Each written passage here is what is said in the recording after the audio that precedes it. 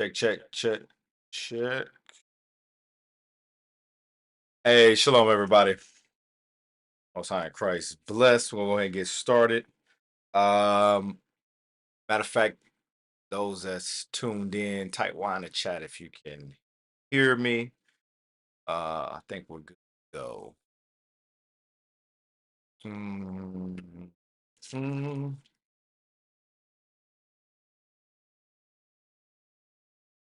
All right. All right, so we're gonna go ahead and get started. Uh History in the AM. I'm Captain Azariah. And I'm gonna pick up kind of where I left off with the Persian and Mede captivity. Just like the rest of them, go back and watch part one, part two.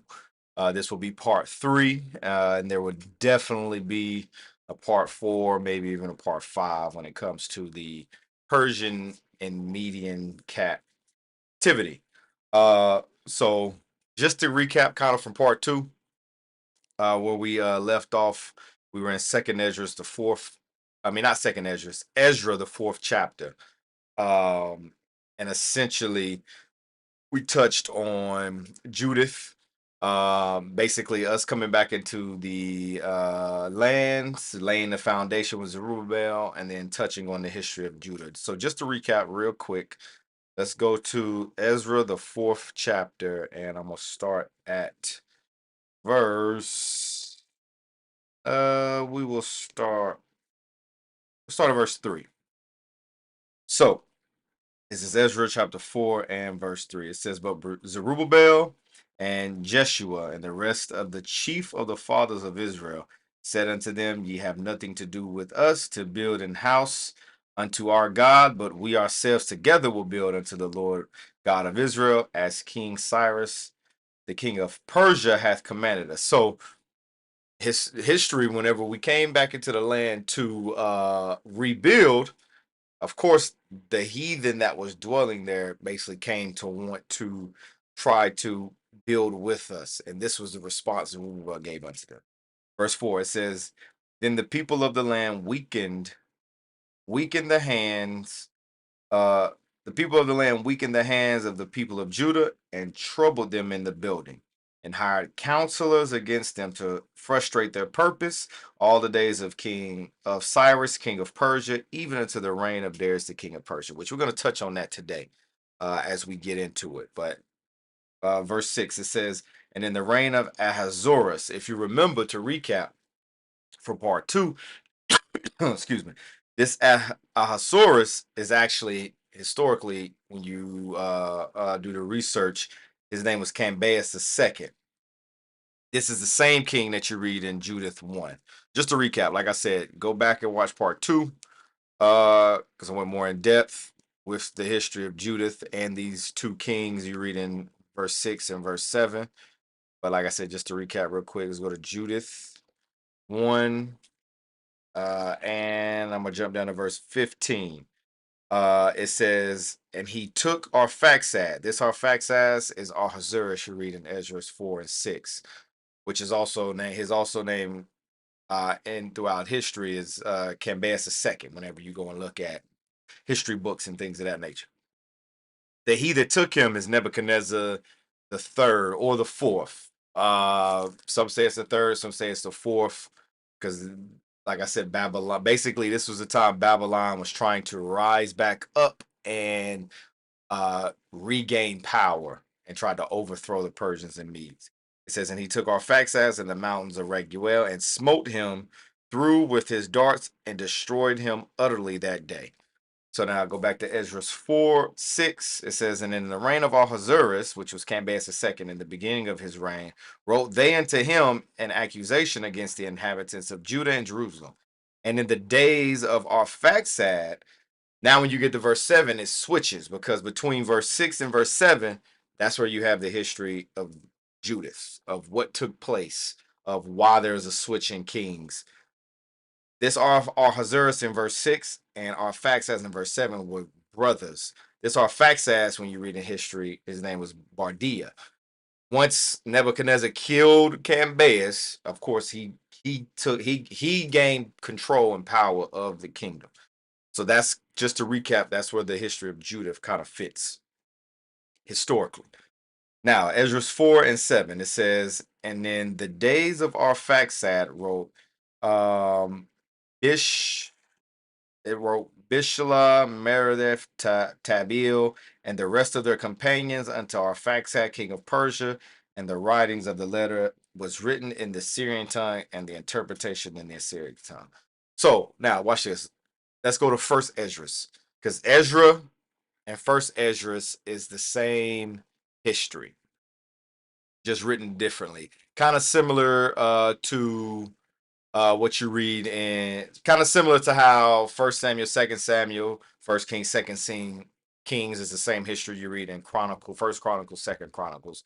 Ezra, First Esdras, this is essentially the same. So let's go to First Esdras, same history, but let's start there. First Esdras 5, and we are going to start at 56, which we read this in part 2, but just to pick up where we left off. First Ezra's 5, we're going to start at 56. It says, and in the second year and second month after his coming to the temple of God at Jerusalem began Zerubbabel, the son of Salathiel. That Zerubbabel is Zerubbabel that you read about in Ezra's. The son of Salathiel, and Jesus, the son of Josedek. That Jesus there is Joshua. That's the translation. In Hebrew is Joshua. The Apocrypha was translated from Greek, which right there is Jesus, which is the translation of Joshua from Hebrew to Greek. It says, in Jesus, the son of Josedek, and their brethren, and the priests, and the Levites, and all they that were come unto Jerusalem out of the captivity. And they laid the foundation of the house of God in the first day of the second month, in the second year after they were come to Jerusalem. And they appointed, it says I'm sorry, verse 57 again. It says, and they laid the foundation of the house of God in the first day of the second month, in the second year after they were come to Jewry and Jerusalem. So this was when the foundation of the temple was laid. Watch this. Let's jump down to verse 66. It says, now, so after all that, you had the foundation laid. They appointed the Levites. Uh, the priests stood. They gave all praises and glory to the Lord as you read on. Now, watch this. Let's jump down to 66. It says, wherefore, when the enemies of the tribe of Judah and Benjamin heard it, they came to know what the noise of trumpets would mean. Because when you read, they were blowing up the trumpets. People were mourning and wailing out of joy because the temple was being reestablished. The foundation had been laid. So here it is. You had the enemy hear it, because remember, we had enemies in our land, which we're going to touch on that in a second, that was there, and they heard what happened. That's what we're reading in Ezra, where it says the enemy came wanting to join with us, which we're going to read here. All right, verse 67. It says, and they perceived that they that were of the captivity did build the temple unto the Lord God of Israel. So they went to Zerubbabel and Jesus and to the chief of the families and said unto them, we will build together with you. For we likewise, as ye, do obey your Lord, and do sacrifice unto him from the days of Asbathareth, the king of the Assyrians, who brought us thither. Then so they come and said, hey, we want to build with y'all because we likewise obey your Lord and do sacrifice unto him for them days. For from the days of Asbethareth, the king of the Assyrians, who brought us thither. That's going back to 2 Kings 17, whenever the Assyrians put him in the land, put those heathens in the land. Which, let's read on. It says, verse 70. Then Zerubbabel and Jesus and the chief of the families of Israel said unto them, it is not for us and you to build together an house unto the Lord our God. We ourselves alone will build unto the Lord of Israel, according as Cyrus the king of the Persians hath commanded us. But the heathen of the lands, laying heavy upon the inhabitants of Judea, and holding them straight, hindered their building. That's the same history we just read in Ezra 4, where it talks about they said, basically they said, let's go back real quick. Ezra 4, just to read. Ezra 4 and verse 4 again. Ezra 4 says, Then the people of the land weakened the hands of the people of Judah and troubled them in building.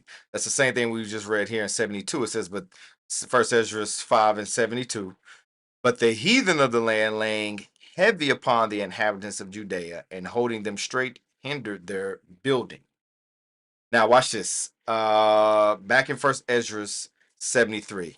Because we read in Ezra 4 just a second ago, they sent letters to the king. Watch this. It says, and by their secret plots and popular persuasions and commotions, they hindered the finishing of the building all the time that King Cyrus lived. So they were hindered for the space of 2 years until the reign of Darius. So they hindered the building by their secret plots, popular persuasion, and commotions. Keep this in mind, because when we're gonna go back to Ezra and read on kind of what took place, what their secret plots, their popular persuasions, and commotions were. Because like I said, Ezra and first Ezra summarizes a lot of things, whereas Ezra goes into more details of what took place. So here we read about them hindering the building, and how they hindered it was by their secret plots, popular persuasions, and commotions. They hindered the finishing of the building all the time that King Cyrus lived. So let's go back to Ezra 4. We're coming back here, but let's go back to Ezra, the 4th chapter. And let's start at where we left off, verse 8. So we read, in the days of Artaxerxes, they wrote letters. Watch this. Ezra 4 and 8. It says, Rehum, the counselor, and Shimshai, the scribe, wrote a letter against Jerusalem to Artaxerxes, the king, in this sort. Then wrote Rehum, the counselor, and Shimshai, the scribe, and the rest of their companions, the Dynanites, and the Apharsathites, and the Tarphalites, and the Apharsites, the Archavites, the Babylonians, and the Shuchanites, and the Dehavites, and the Elamites. I might have been butchering some of those names. Y'all bear with me. Verse 10. And the rest of the nations whom the great and noble as Napar brought over and set in the cities of Samaria and in the rest that are on the side the river at such time. So these were the nations that came basically to Zerubbabel. What we read in First Ezra, say, "Hey, we will build with you because we've offered sacrifices unto the Lord since the time that King Assyria put us here." And here they all these nations wrote a letter to our Faxat. Watch this though, real quick. Right here in verse 10, it says, And the rest of the nations, whom the great and noble as Napar brought over. Watch this. This is going into, like I said, the history in 2 Kings 17:24. This as Napar is actually the son of Asar Haddon. Watch this. Let's jump back up to Ezra 2. Ezra 4 verse 2, it says, Then came Zerubbabel unto the chief of the fathers and said unto them, Let us build with you, for we seek your God as ye do, and we do sacrifice unto him since the days of Asardian, king of Ashur, which brought us up hither. Right here you read Asardian, king of Ashur, they're saying brought us up, but then when you jump down, it says and the great and noble as Napar brought over. He was the one that placed them in the land. That was the son of Asardian. Watch this, 2 Kings 17. This is the history that they're referring to. 2 Kings 17 and verse 24. 2 Kings 17:24. It says, and the king of Assyria brought men from Babylon and from Cutha and from Ava and from Hamath and from Sepharvaim and placed them in the cities of Samaria instead of the children of Israel. And they possessed Samaria and dwelt in the cities thereof. This is the history that they're making reference to. And that as Nalprim, that's the king at that time that placed him there. He was the son of Asarhaddon. You might read in history his name as Ashurbanipal, but he was the king after Asarhaddon. So let's go back. Second Ezra 4 and verse 11. It says, this is a copy of the letter that they sent unto him, even unto our Artaxerxes the king, thy servants, the men on this side the river, and at such time, be it known unto the king, that the Jews which came up from thee to us are come unto Jerusalem, building the rebellious and bad city, and have set up walls thereof, and joined the foundations. So this is going into an example of their secret plots, popular persuasions, and commotions. This is one of the examples. They wrote a letter to the king, basically saying the Jews have came, because keep in mind, Cyrus decreed this historically. The Lord put the spirit on Cyrus, decreed this for us to go back into the land to build the temple, gave us whatever provisions we needed when you read in Ezra 1, and made, they were supposed to, all these nations were supposed to pay tribute unto us to help us rebuild the temple and the wall. Now, fast forward in time, here it is, these heathens are now sending what? A report to the king to get us to build. And listen to the verbiage that they're using. Reason why I'm saying this, because remember, you're reading Romans 15 and 4. It says the things that was written aforetime was written for our learning, that we through patience. Matter of fact, let's get it. Let's read it. Let's read it. We read it all the time, but let's read it just in case some of y'all forgot. Because this is the type of history that we need to meditate on for the times to come, on how our enemies deal, on how our enemies act. Watch this. Romans 15 and 4, it says, for whatsoever things were written aforetime were written for our learning, that we through patience and comfort of the scriptures might have hope. So the things written aforetime was written to comfort us, that we would have hope that the Lord will have mercy and deliver us, just like he did our forefathers. So now let's go back to Ezra 4. I'm going to read verse 12 again. It says, be it known unto the king that the Jews, Ezra 4 and 12, be it known unto the king that the Jews which came up from thee to us are come unto Jerusalem, building the rebellious and bad city, and have set up walls thereof and joined the foundation. They started the report off by what? Call it saying basically the rebellious and bad city, they have set up walls. Watch this, verse 13. Be it known now unto the king that if the city be builded and the walls set up again, then will they not pay toll, tribute, and custom, so that shall damage the revenue of the kings. This is the same thing you see today with your ADL, with your SPLC. Basically, they're a hate group. They're this. That's what you're reading here. Where these nations wrote unto the king to try to hinder them. These were their secret plots, the popular persuasions and commotions. They started by writing a letter saying, hey, they're the rebellious city. They're trying to build the temple again, and if you let the building go, they're gonna affect the state. They're gonna affect what you have set up. Your revenue is gonna be affected. All these different things. Watch this, verse 14.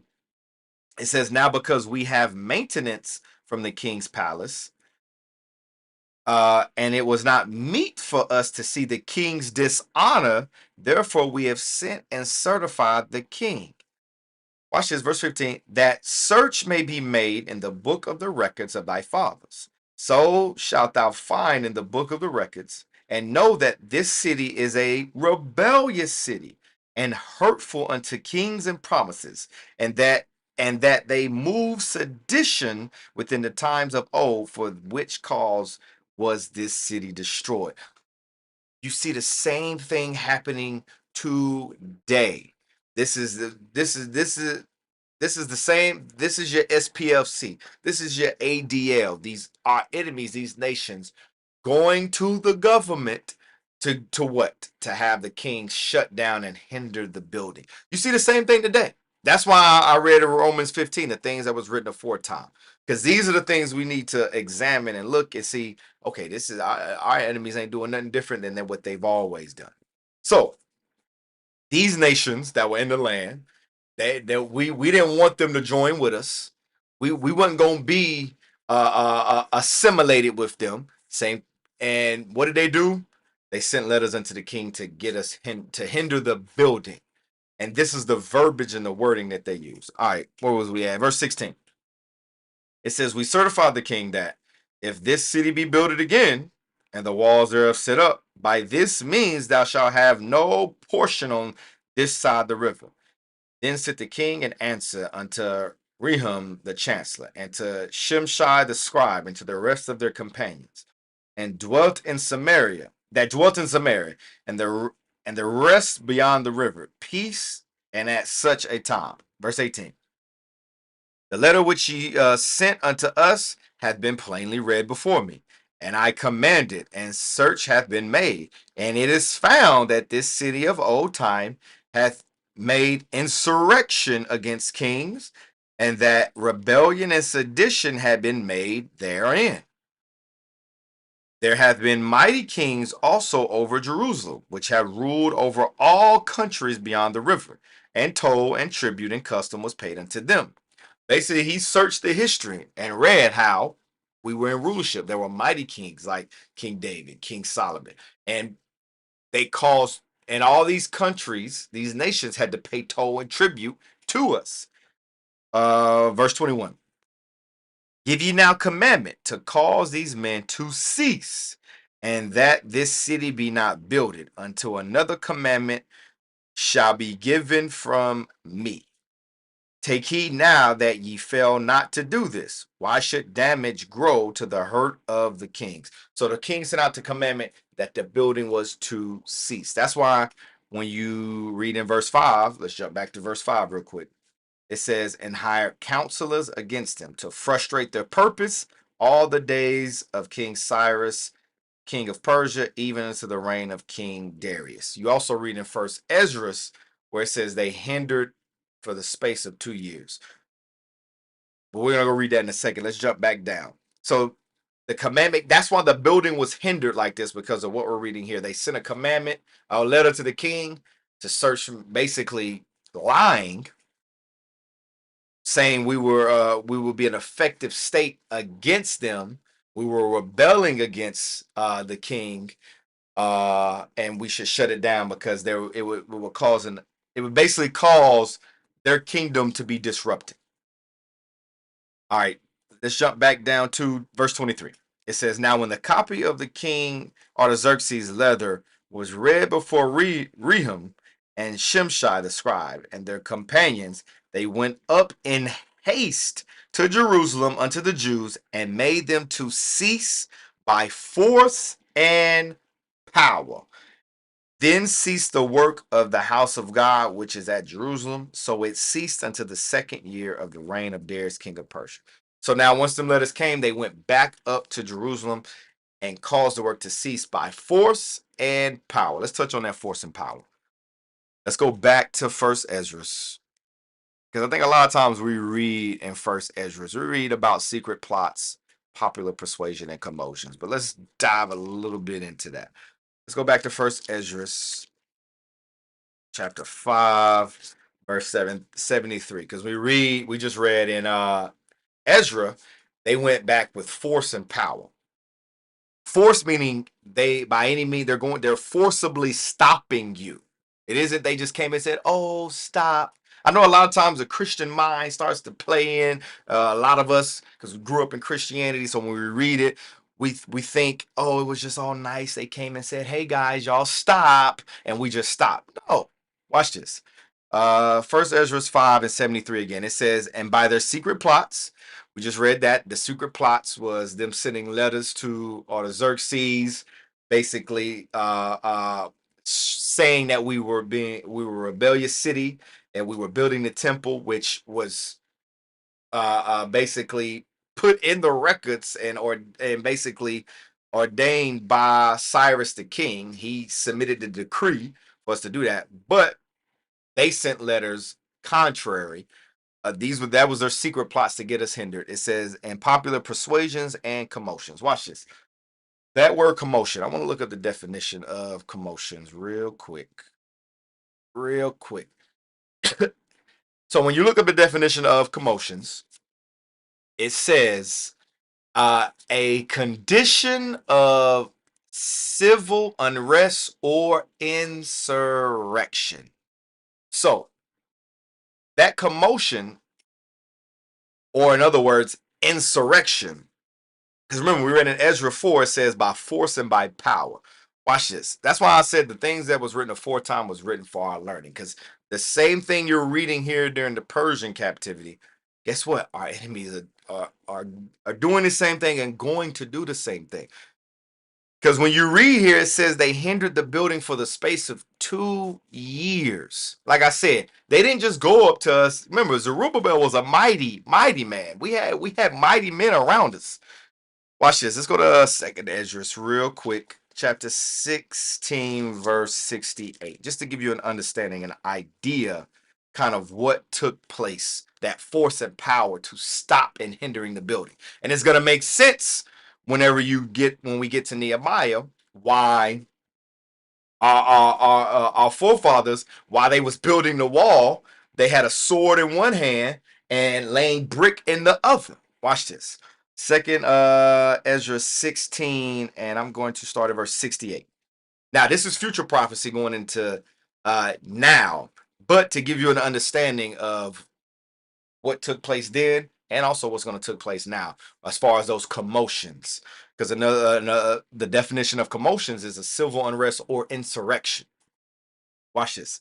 Second Ezra 16 and verse 68. It says, for behold, the burning wrath of a great multitude is kindled over you, and they shall take away certain of you, and feed you, being idle with things offered to idol.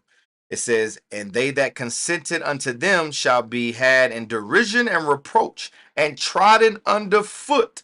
For they shall be in every city, every place, and in the next cities, a great insurrection upon those that fear the Lord. Watch this. It says, and they shall be like madmen, sparing none, but still spoiling and destroying those that feared the Lord. That was that force and power that the other nations came to hinder and stop the building. This is what we're reading here, spoiling us and destroying us. There was an insurrection that took place against those that feared God that wanted to rebuild the temple.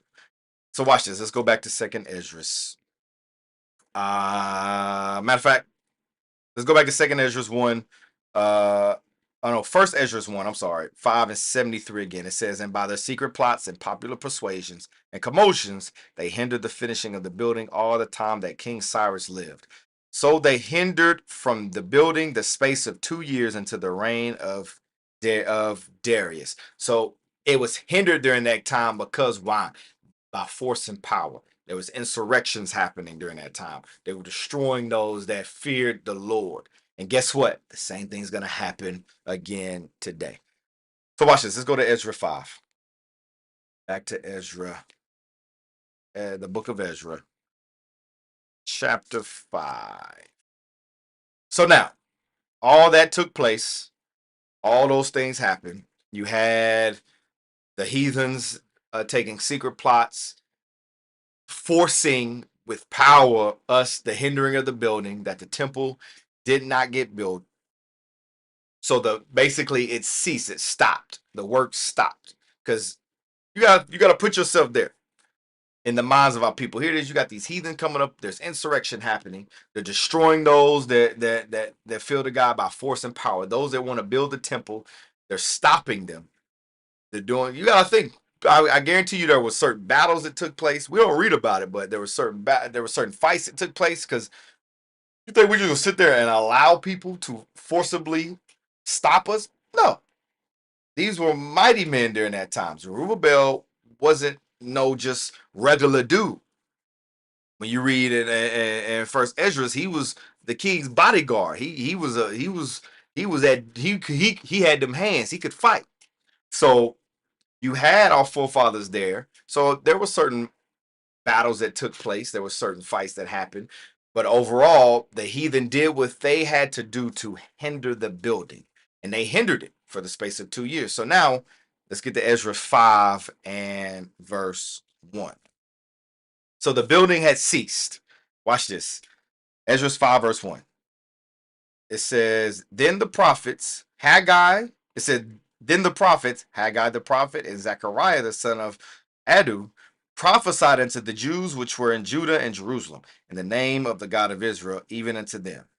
Then rose up Zerubbabel the son of Salathiel and Jeshua the son of Zodak and began to build the house of God, which is at Jerusalem, and with them were the prophets of God helping them.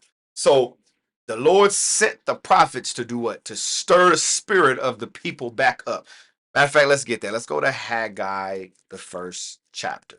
Because you got to think, popular persuade that was the heathen's job, was to stop us. And ultimately, with examining that Satan's job is to stop and hinder the building. And guess what? He uses Satan got followers. Satan got his children that he uses to hinder the building of the nation. Haggai chapter 1. And that's what happened.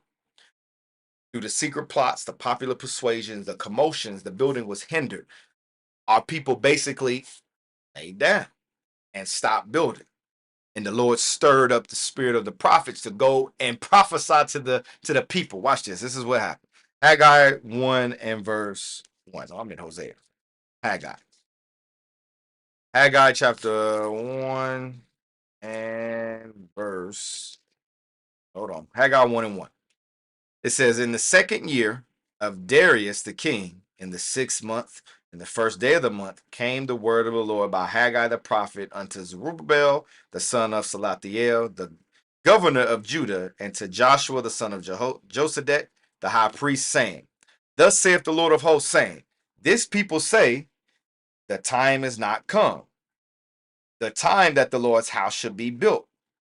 So it says, thus saith the Lord of hosts, saying, this people say the time is not come, the time that the Lord's house should be built. Verse 3, then came the word of the Lord by Haggai the prophet, saying, is it time for you, O ye, to dwell in your sealed houses, and this house lay waste?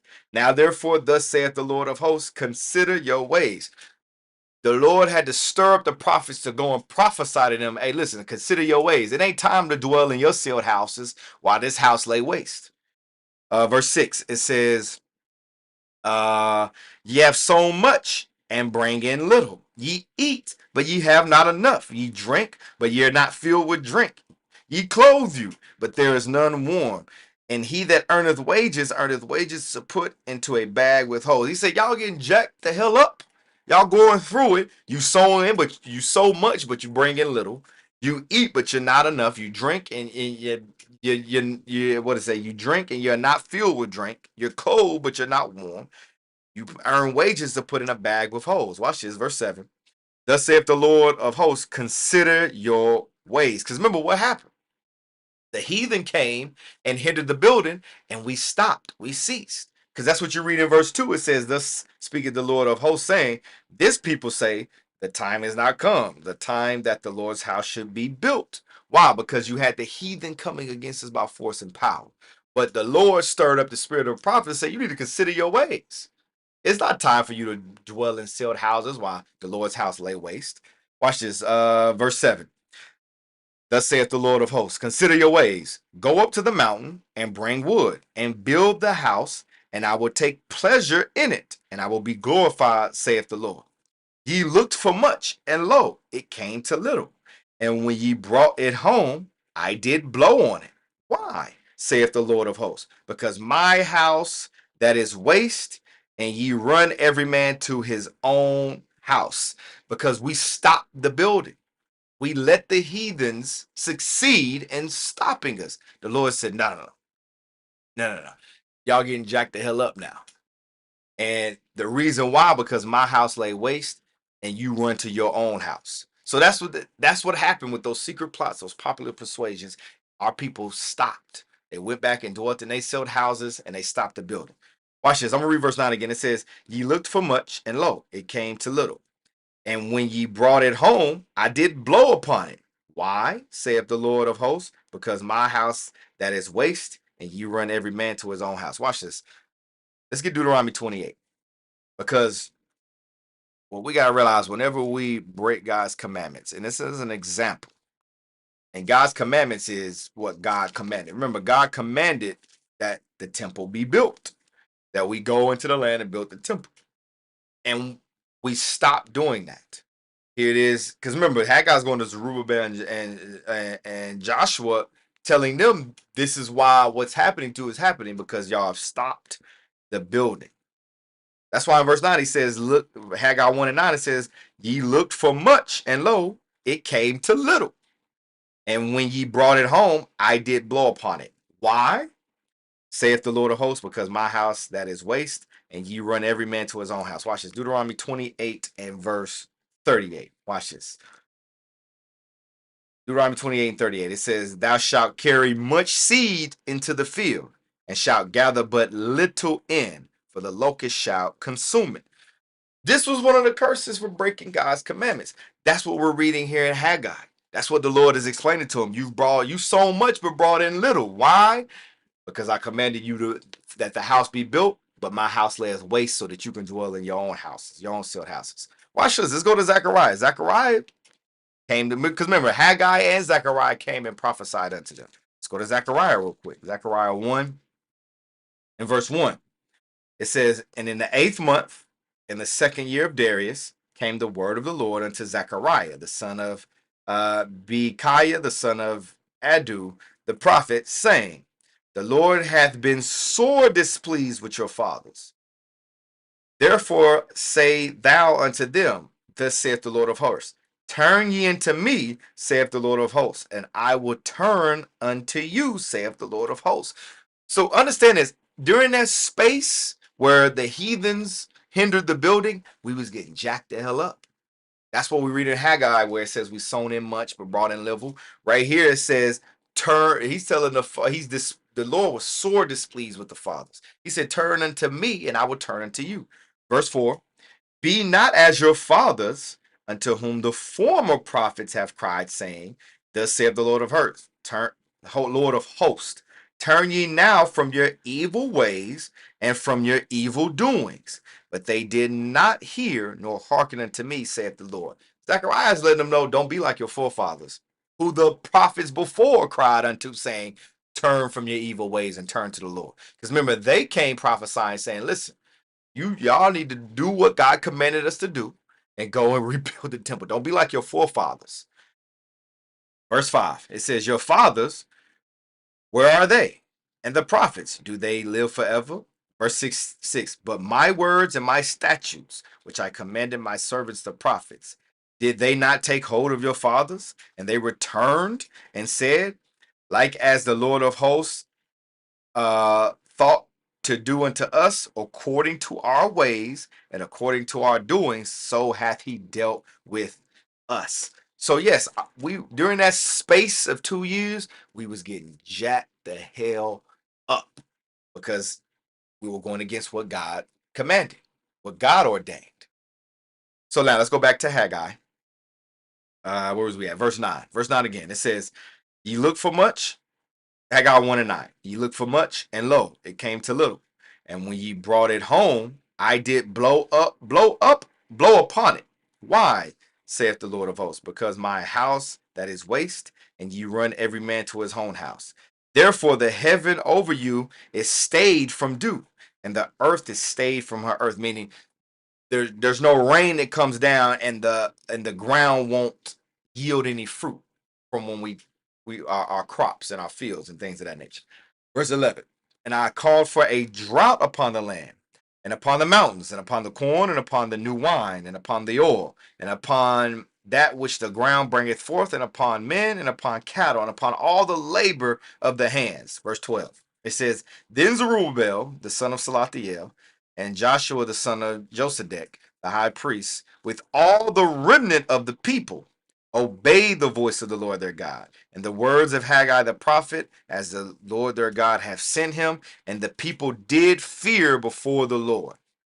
Verse 13. Then spake Haggai, the Lord's messenger, in the Lord's message unto the people, saying, I am with you, saith the Lord. And the Lord stirred up the spirit of Zerubbabel, the son of Salathiel, governor of Judah, and the spirit of Joshua, the son of Josedek, the high priest, and the spirit of all the remnant of the people. And they came and did the work in the house of the Lord of hosts, their God. So the Lord sent the message unto Haggai, basically letting the people know, I am with you. Because remember what was happening. Whenever they was going to build the temple, remember, let's go back in case you forgot. Ezra 4. Matter of fact, no, let's go to First Esdras. I like it better there. First Esdras 5 and 73 again. It says, and by their secret plots and popular persuasions and commotions, they hindered the finishing of the building all the time that King Cyrus lived. So the Lord sent message to Haggai, I am with you. And they feared the Lord. So understand this, prior to that, fear came upon our people because of the other nations. That's what hindered the building, because it was we were getting jacked the hell up from the other nations, because they hindered the building by force and power, by secret plots, by commotions, insurrections were happening. And then we were getting jacked the hell up from the Lord. Why? Because we had hindered the building. Those same things are going to happen today. That's why you see the classes coming out by the bishops, by the deacons, building our faith up for these times to come. Because yes, we are going to get jacked the hell up by these other nations. Why? Because they want to stop and hinder the building of God's kingdom, of God's people. So the same thing we're reading during the Persian and Mede captivity, the same thing is going to happen again. That's what we read in 2nd Ezra 16. That there was great insurrection in in the cities of those that feared the Lord, and they were like madmen, destroying those that feared the Lord. So the Lord sent Haggai into our forefathers during the time of Persian and Mede to stir their spirits back up and to let them know, fear God. Don't fear these other nations. Fear God. I am with you. So back to Haggai, did we finish that? Yeah, Haggai 1 and 14 again. It says, and the Lord stirred up the spirit of Zerubbabel, the son of Salathiel, governor of Judah, and the spirit of Joshua, the son of Josedek, the high priest, and the spirit of all the remnant of the people. And they came and did work in the house of the Lord of hosts, their God, in the 4th and 20th day of the 6th month, in the 2nd year of Darius the king. So now let's go back to Ezra 5. Back to Ezra. Yeah, that's all I wanted there. Back to Ezra 5. Ezra, the 5th chapter, and verse 1. Verse 1 again. Ezra 5 and 1. It says, then the prophets Haggai the prophet and Zechariah the son of Adu prophesied unto the Jews that were in Jerusalem, that were in Judah and Jerusalem, in the name of the God of Israel, even unto them. So real quick, I want to touch something. It says Zechariah, the son of Adu. When you read Zechariah, quick note or sidebar.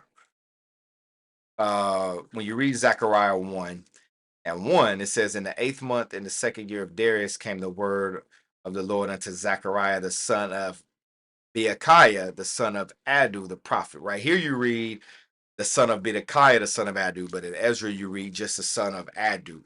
That was his grandfather, Adu. That's why you read in Zechariah, it listed his father's name, but in Ezra, it listed his grandfather. Sometimes you read that, where they say the son of, but it's actually the grandfather. So now let's go back to Ezra 5 and 1 again. It says, then the prophets Haggai, the prophet, and Zechariah, the son of Adu, prophesied unto the Jews that were in Judah and Jerusalem, in the name of the God of Israel, even unto them. Then rose up Zerubbabel, the son of Salathiel, and Jeshua, the son of Jehozadak. That's the history we just read in Haggai 1, the 1st chapter, 1 through 15. That's the history we just read. That's when they rose up. The Lord stirred their spirit up to finish the building. Verse 2, it says, Then rose up Zerubbabel the son of Salathiel, and Jeshua the son of Josedek, and began to build the house of God which is at Jerusalem. And with them were the prophets of God helping them. Verse 3, it says, And at the same time came to them Tathnah, governor on this side the river, and Shethar-boznah and their companions, and said unto them, Who hath commanded you to build this house and to make up this wall? So now here it is. We go back to building the wall, and building the temple again. And guess what? Who comes? The heathens, our enemies. They come and basically said, Who commanded you to build this house and to build up this wall? Verse 4. Then said we unto them after this matter. Now I want y'all to pay attention of their response and how they dealt with the other nations, our enemies. Verse 4, it says, Then said we unto them after this manner, What are the names of the men that make this building? So the other nations said, basically commanded them, hold on, watch this. Verse 4. It says, Then said we unto them after this manner, What are the names of the men that make this building? But the eye of their God was upon the elders of the Jews, that they could not cause them to cease till the matter came to Darius, and then they turned answered by a letter concerning the matter. So basically they came and they couldn't stop them until they heard from Darius the king concerning this matter. Because remember, time has passed, time has elapsed. I know a lot of times you read from chapter 4 to chapter 5, and things might seem like they happen quick, but a lot of time has passed. Because remember, when we read in chapter 4, Artaxerxes or Bardia was the king. Now you get to chapter 5, Darius is the king.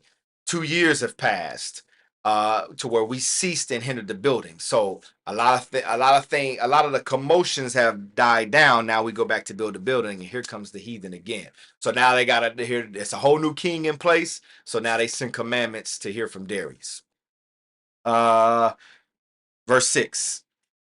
It says, the copy of the letter, verse 6, it says, The copy of the letter that Tathnai, governor on this side the river, and Shethar-boznah and his companions, and Apharsachites, the companions of Apharsachites, which were on this side the river, sent unto Darius the king. They sent a letter unto him, wherewith was written thus: Unto Darius the king, all peace.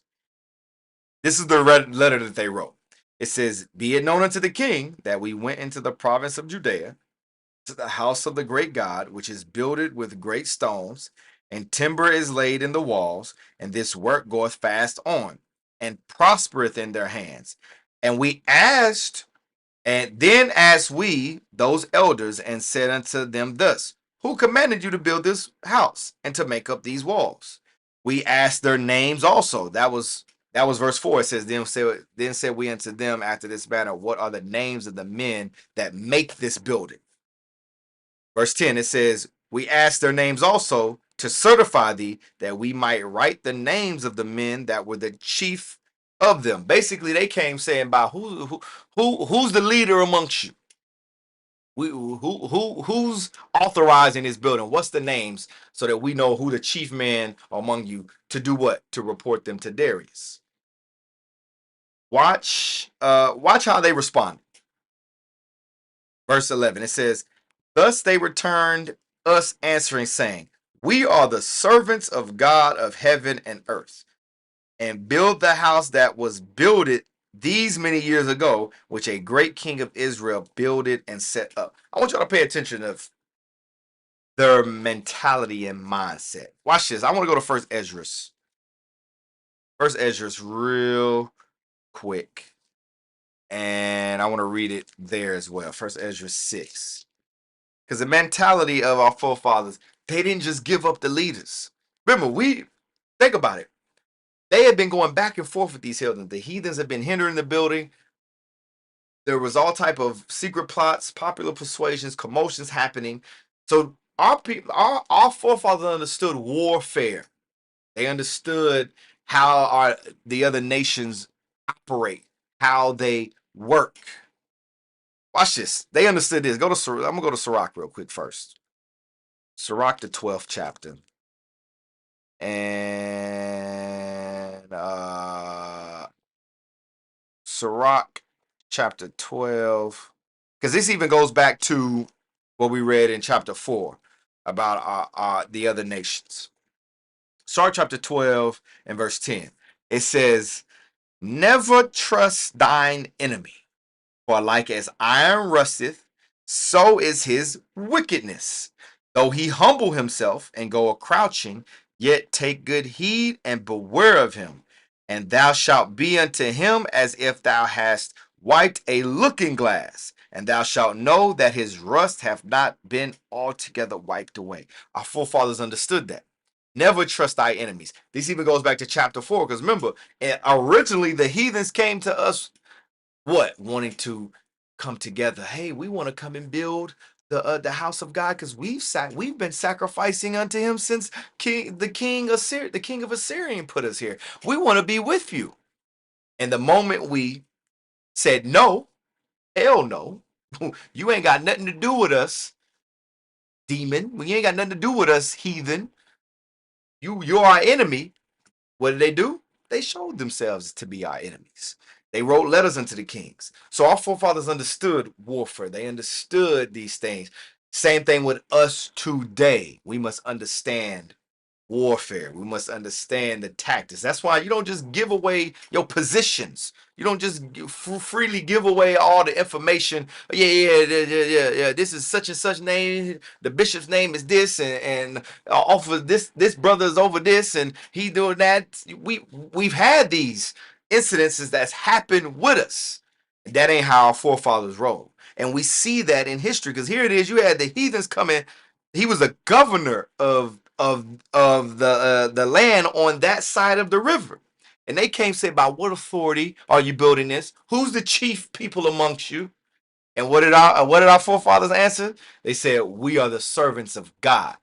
They didn't say, oh, Zerubbabel, he's the leader. Joshua, he's also leading us. We got other brothers here. This person is over this and that and da da da.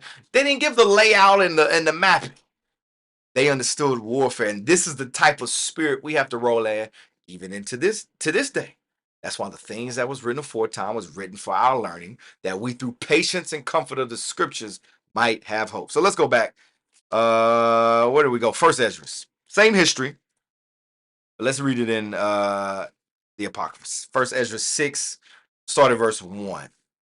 It says, "Now the second year of the reign of Darius, Aggeus, that's Haggai, and Zacharias, the son of Adu, the prophet, prophesied unto the Jews in Jewry in Jerusalem in the name of the Lord God of Israel, which was upon them. Then stood up Zerubbabel, the son of Salathiel, and Jesus, the son of Josedek, and began to build the house of the Lord at Jerusalem, the prophets of the Lord being with them and helped them. At the same time, unto them Sonesies, that's Tathna, that we read in Ezra, the governor of Syria, and Phoenice, with Seth-Arbuzanes and his companions, um, said unto them, by whose appointment do ye build this house and this roof, and perform all the other works, all the other things, excuse me, and who are the workmen that perform these things? So they not only did they ask who the chief rulers are, they wanted to know who was the workers, who's doing this, who's the names, what are the names? We want everybody's names. Watch this, verse 5. It says, nevertheless, the elders of the Jews obtained favor because the Lord had visited the captivity. The Lord showed mercy on us. That's what we read in Haggai, where the Lord said, I am with you. We retain favor.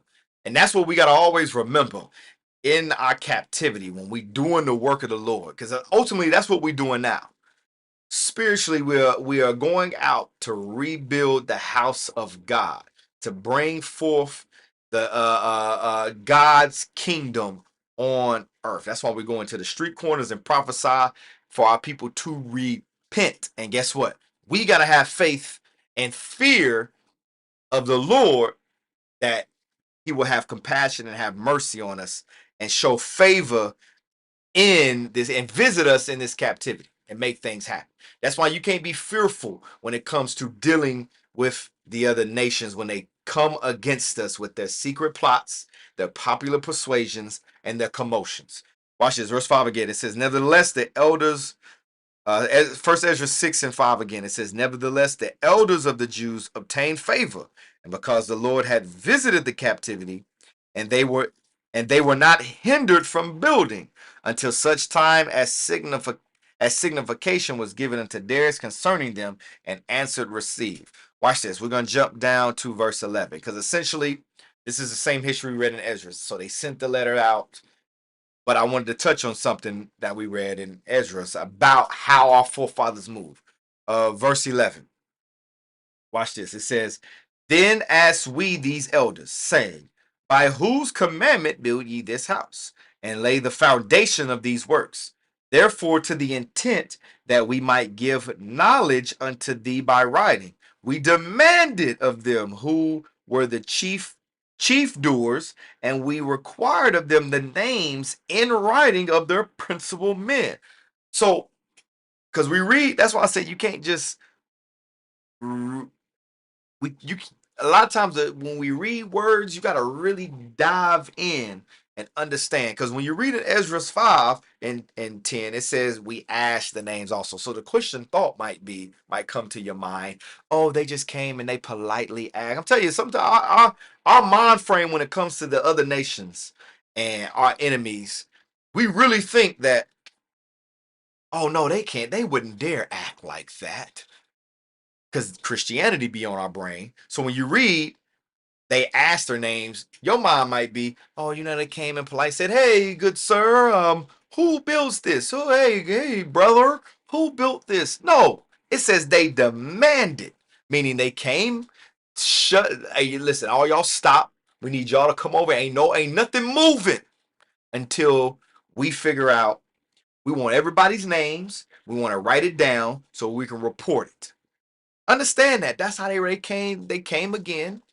But our forefathers wasn't fearful. Our forefathers didn't give in because the Lord was with us. Understand that. Watch this. First Ezra 6 and 12 again. It says, therefore, to the intent that we might give knowledge unto them, we demanded of them who were the chief doers, and we required of them the names in writing of their principal men. Watch this, verse 13. So they gave us this answer. So when they demanded the names, this was their answer.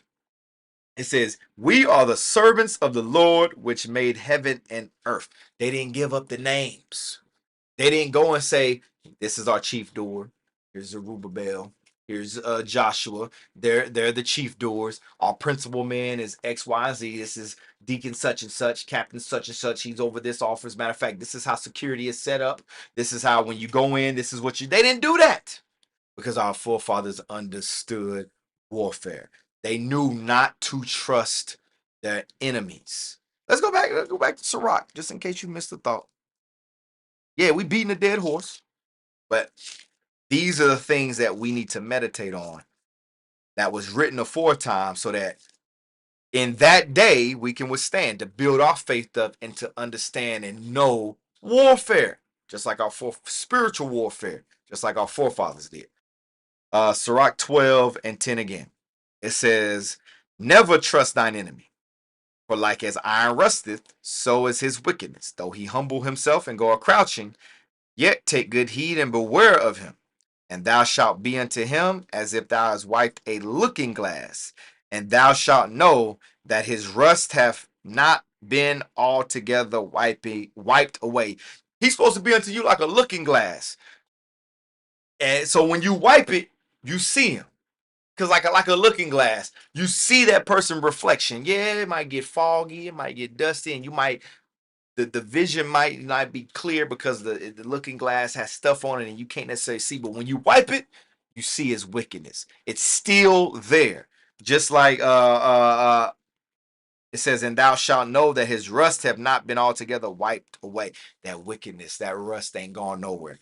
Verse 12, set him not by thee, lest when he hath overthrown thee, he stand up in thy place, neither let him sit at thy right hand, lest he seek to take thy seat, and thou at the last remember my words and be pricked therewith. So watch this. Let's go back. Ezra 5 and verse 10 again. So let's continue on. This is the letter that they wrote to Darius concerning us starting back building the temple. Ezra 5 and 10. It says, we asked their names also to certify thee, that we might write the names of the men that were the chief of them. And they returned us, they returned us answer. And thus they returned us answer, saying, we are the servants of the God of heaven and earth, and build the house that was builded these many years ago, which a great king of Israel builded and set up. But after that, our fathers had provoked the God of Israel unto wrath, and he gave them unto the hand of Nebuchadnezzar, king of Babylon, the Chaldean, who destroyed this house and carried the people away into Babylon. But in the first year of Cyrus, the king of Babylon, the same king Cyrus hath made decree to build this house of God, and the vessels also of gold and silver of the house of God, which Nebuchadnezzar took out of the temple that was in Jerusalem, and brought them unto the temple of Babylon.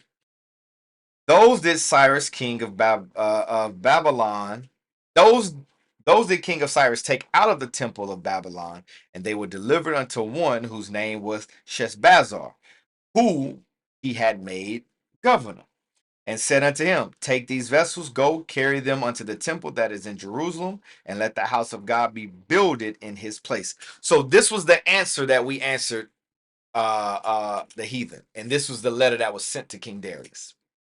Verse 16, then came the same Sheshbazzar and laid the foundation of the house of God, which is at Jerusalem. So right here you read, it says Sheshbazzar laid the foundation of the house of God. Watch this. Let's go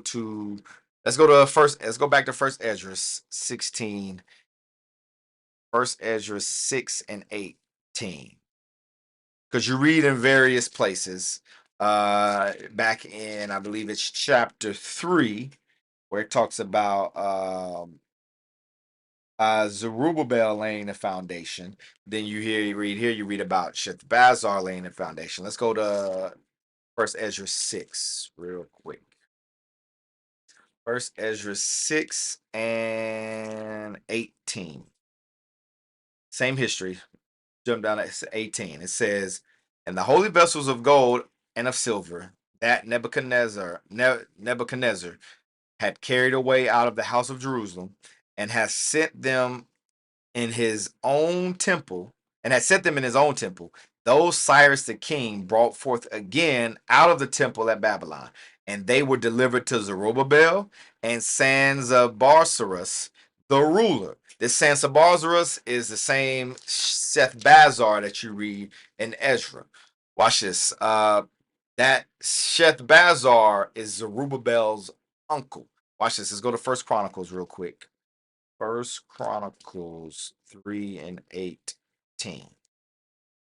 That's why you read in Ezra, you read both their names about laying the foundation, because they were together. Whenever the decree came forth from Cyrus the king. Because you read in Ezra 1 that all these things was delivered to Shethbazzar. And then you read Zerubbabel came on the scene. First Ezra 6 and 18 clears it up. They were together.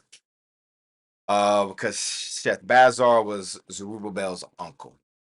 First Chronicles 3, and we're going to start at 18. First Chronicles 3 and 18. Real quick. First Chronicles chapter 3, verse 18. Matter of fact, let's start at verse 17.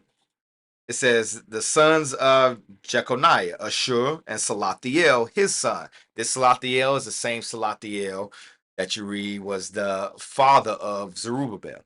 It says Jeconiah. It says the sons of Jeconiah. This Jeconiah is Jehoiachin. Watch this. Let's jump up there. Let's start at verse 16. It says, and the sons of Jehoiakim, Jeconiah, his son, Zedekiah, his son, the sons of Jeconiah.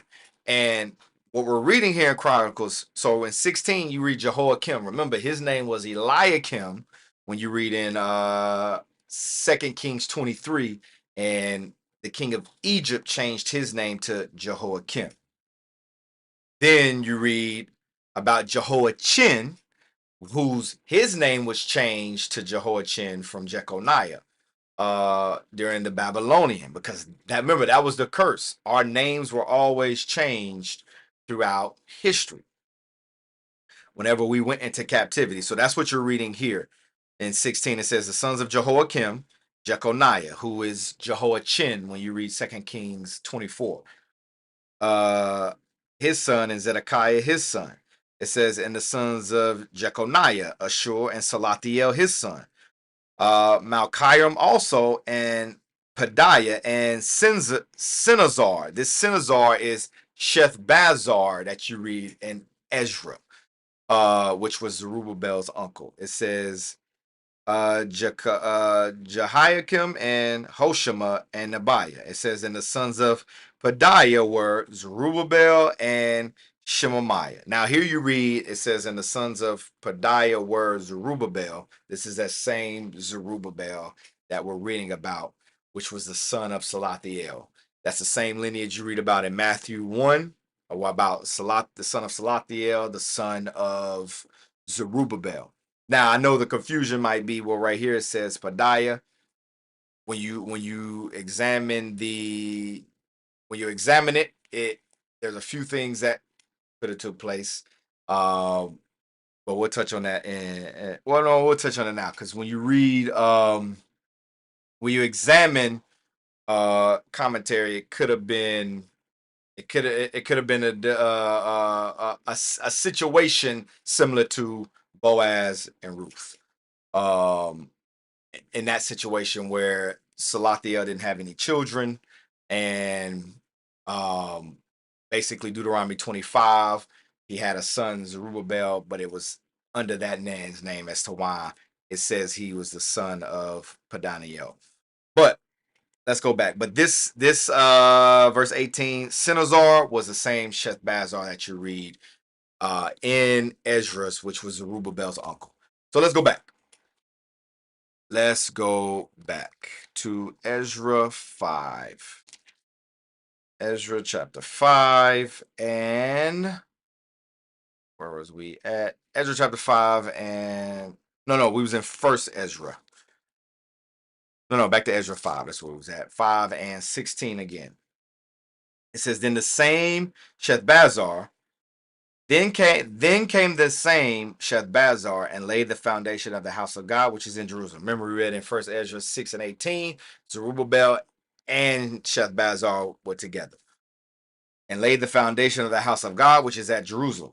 And since that time, even unto now, hath it been in building, and yet it is not finished. Now, therefore, if it seem good to the king, that there be search made in the king's treasure house, which is there at Babylon, whether it be so, that a decree was made of Cyrus the king to build this house of God at Jerusalem, and let the king send his pleasure to us concerning this matter. So they said, all right, if it please you, let a search be made that what they are saying is true. Did Cyrus the king proclaim this? Search through the records. So now, chapter 6, verse 1. It says, then Darius the king made a decree, and search was made in the house of the Rose, where the treasures were laid up in Babylon. And there was found at Achmetha, in the palace that was in the province of the Medes, a roll, and therein was a record thus written. So search was made, and they found a record in Achmetha. You read in First Ezra.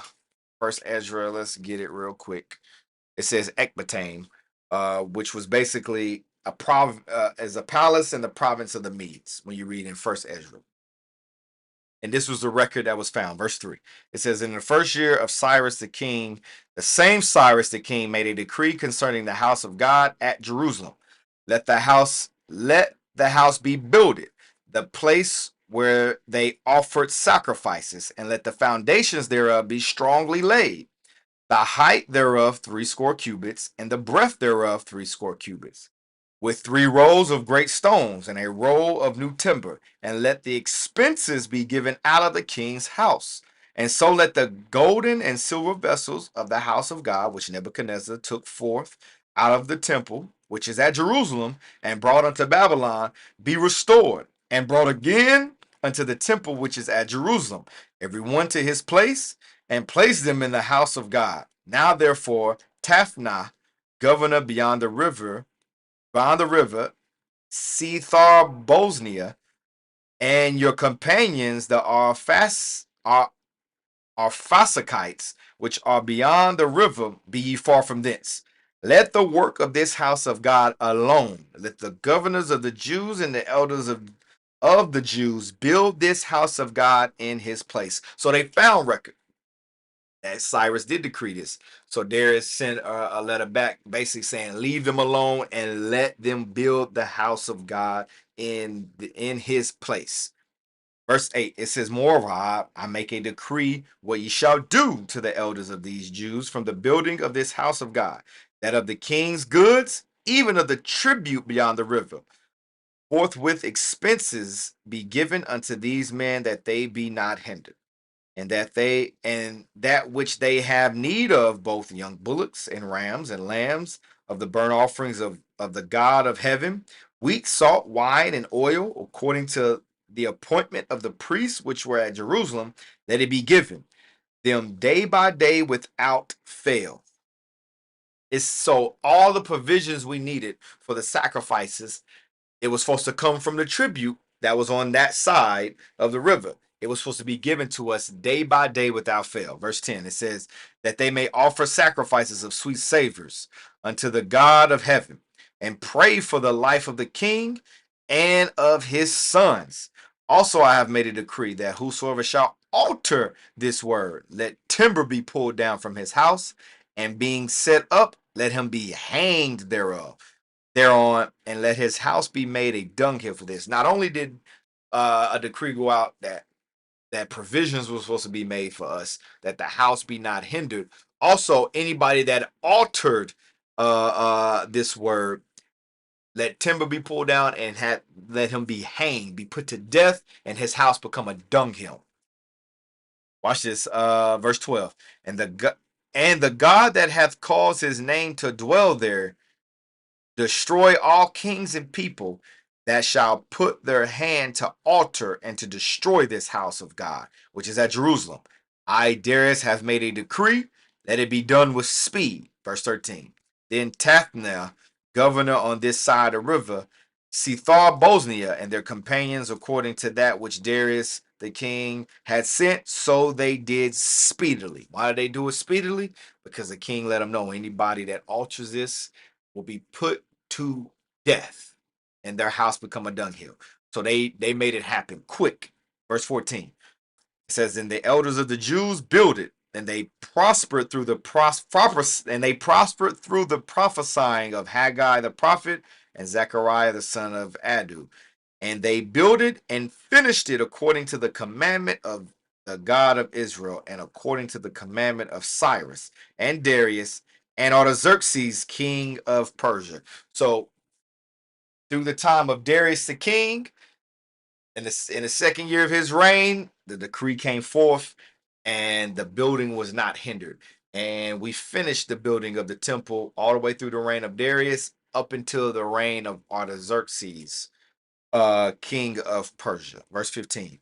And the house was finished on the third day of the month, Adar, which was in the 6th year of the reign of Darius the king. That's when they finished the temple, the house of God, in the 6th year of Darius, in the reign of Darius the king. So, we're gonna stop there. So to recap, the temple has been finished, the building. Israel called hell from the heathens through their secret plots, popular persuasions. The Lord had to stir up the spirit. The Lord sent the prophets Haggai and Zechariah to stir the spirit of the people to finish what God had commanded them to do in rebuilding the temple.